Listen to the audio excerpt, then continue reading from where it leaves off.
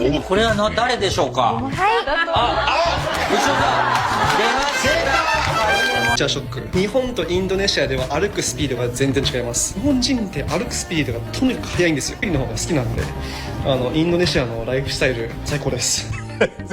Bayangkan sebuah negara maju sekelas Jepang yang kita kenal sebagai raksasa teknologi dan disiplin tiba-tiba menoleh ke Indonesia, bukan hanya untuk berwisata tapi untuk belajar. Selama ini kita mungkin merasa Jepang jauh di atas kita, tapi tahukah kalian hubungan kedua negara ini sekarang sudah seperti adik dan kakak yang lama terpisah. Mulai dari hidup santai kita yang membuat mereka iri hingga sistem pembayaran digital kita yang ingin mereka tiru. Bahkan Menteri Ekonomi mereka secara terang-terangan memuji keunggulan Indonesia dalam digitalisasi. Setiap orang Jepang yang mengenal orang Indonesia pasti merasa penasaran dan ingin kenal lebih dekat lagi. Hal ini unik karena fenomena ini tidak selalu terjadi pada negara lain seperti India, Cina, atau Korea, di mana interaksinya seringkali terasa biasa saja atau bahkan menunjukkan ketidakcocokan. Mengapa kita begitu menarik bagi mereka? Pertama, orang Indonesia dikenal full senyum, senang berteman, dan suka membantu. Kedua, kita dianggap memiliki kecerdasan sosial dan tingkat pemakluman yang tinggi, atau istilahnya kita ini tidak baperan. Inilah yang membuat orang Jepang tidak ragu untuk mempelajari budaya kita. Bahkan sampai banyak dari mereka yang kini fasih berbahasa Indonesia karena merasa ada kedekatan emosional. Perbedaan gaya foto orang Indonesia dan orang Jepang. Mbak-mbak Jepang,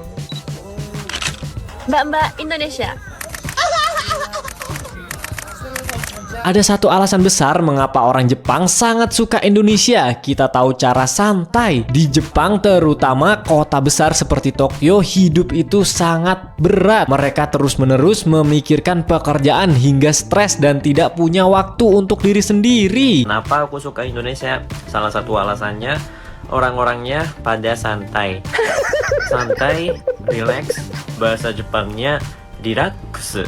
Riraks. Kalau di Jepang, terutama di daerah Tokyo, gak bisa santai.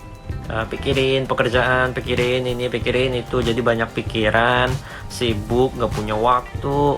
Jadi ya banyak stres gitulah, gak bisa santai. Aku juga kan kerja di Indonesia. Jadi pada lihat staff Indonesia pada main HP, pada ngobrol, enak lah dilihatnya gitu, santai.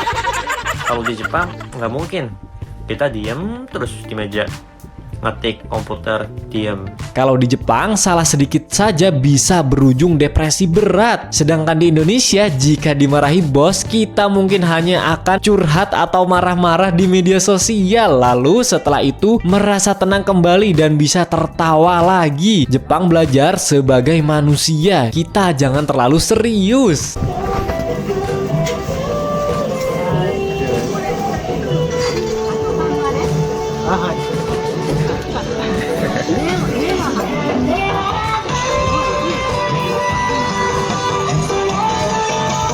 Warga Jepang di perkampungan tidak merasa takut dengan orang Indonesia. Sebaliknya, mereka sering mengundang orang kita untuk bertemu sekedar ngeteh atau ngobrol ringan tentang budaya. Mayoritas orang Indonesia dianggap baik dan sudah dianggap seperti keluarga sendiri oleh mereka. Meskipun kita berasal dari negara berkembang, kita boleh berbangga karena karakter dan kemajuan teknologi kita membuat bangsa lain sangat ingin berkawan dengan kita. Jadi, apa yang bisa kita pelajari dari fenomena ini? Ternyata kemajuan sebuah bangsa tidak hanya diukur dari gedung pencakar langit, tapi juga dari ketahanan mental dan kemampuan beradaptasi dengan teknologi tanpa kehilangan sisi kemanusiaannya. Jepang telah membuka mata bahwa Indonesia adalah kakak yang asik untuk diajak bertukar pikiran.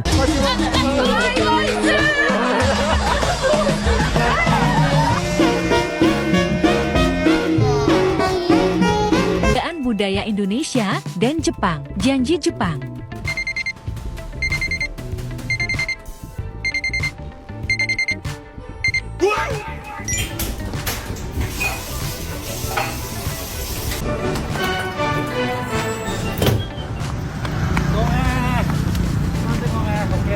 Janji Indonesia.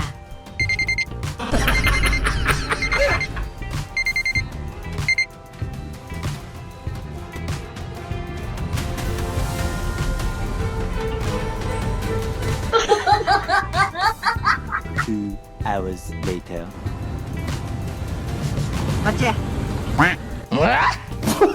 Bagaimana menurut kalian? Apakah kalian bangga dengan predikat negara paling santai sekaligus raksasa digital baru ini? Tulis pendapat kalian di kolom komentar ya. Jangan lupa juga support channel ini dengan cara klik tombol like dan juga subscribe. Sampai jumpa di video berikutnya. Thank you.